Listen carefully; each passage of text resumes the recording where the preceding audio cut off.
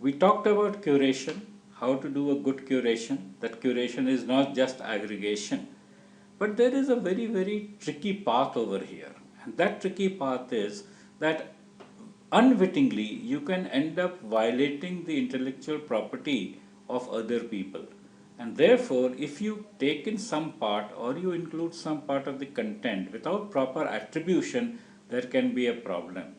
So, one of the important things with curation is also ethical standards. When you should not plagiarize, you should acknowledge whatever is coming from some other source. And a new thing that has come up is what is called a curator's code.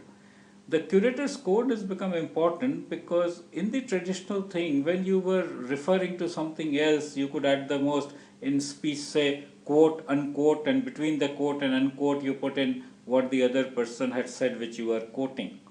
But in today's time, it is more important to be able to explicitly attribute something, and very often we pick up resources and refer to them without actually having gone to the original resource. So if you have got information of a resource through somebody else, and that is the person from which you are doing, you start acknowledging this by another symbol which says that this is where I heard it, this is where I learnt it from, and so on. It is both an acknowledgement because one of the views that is coming up is just like an original author is important. Similarly, a person who has searched out some content which was lying buried in the archives on the internet is also important.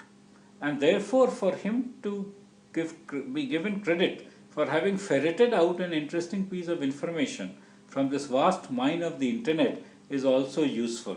So he may not have created that quote, but he brought that quote to the attention of the people. Just like in science, we talk of a difference between discovery and invention. Discovery is something which is already there, but you discovered. Invention is something that you create separately. Similarly, you can create something separately for which you get acknowledgement in terms of whatever your copyright is.